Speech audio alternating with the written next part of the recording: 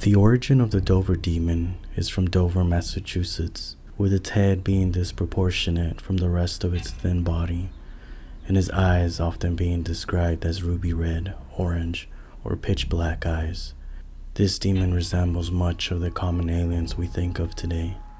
Many depictions of this creature describe it having no mouth, or having one but with thin lips, giving the impression that it has no mouth.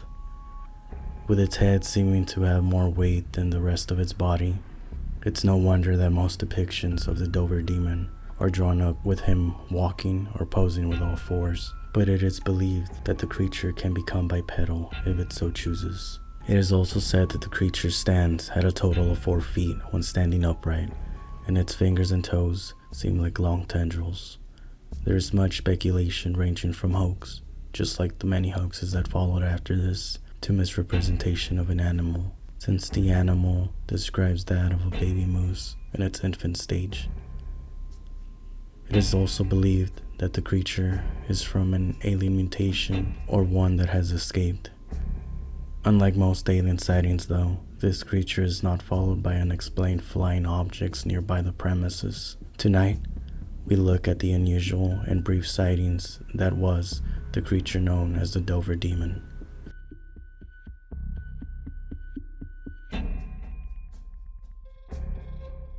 The night began with a 17-year-old teenager by the name of William Bartlett.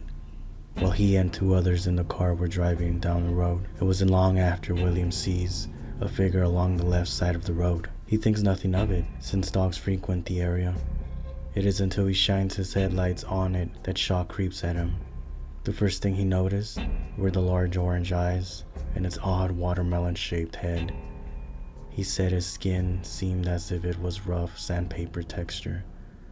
The sighting only lasted a few seconds as the headlights scared the creature away into the darkness, giving William no time to call out to the other passengers on the vehicle that night.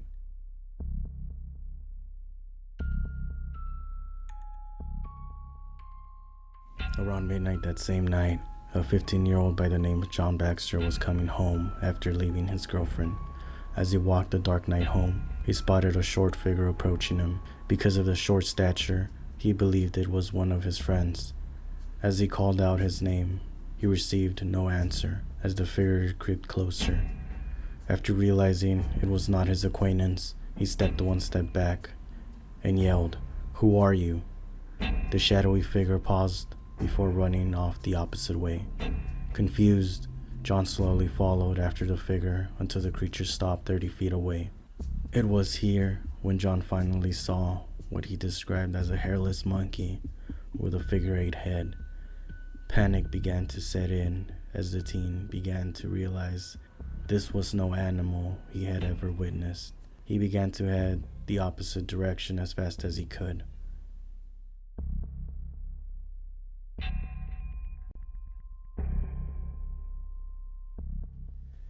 The last sighting from this creature was the very next night, and it took place in the same location. It was seen by 15-year-old Abigail Brabham. Unlike the previous teen boys, Abigail does admit to having seen something that night, but is embarrassed by the fact that she is aware how it sounds out loud. Not much else was learned on this night, since very little description was given by her. But the few things she did say let us know that she wishes she had never witnessed such a thing. These teenagers claim to have seen an unusual creature in the month of April. Its behavior towards all teenagers seemed as a curious creature that wanted to take a closer look at the people involved. The question does arise on why the Dover demon was not seen after the brief time it was spotted. Unlike most other cryptids, this creature was never seen again.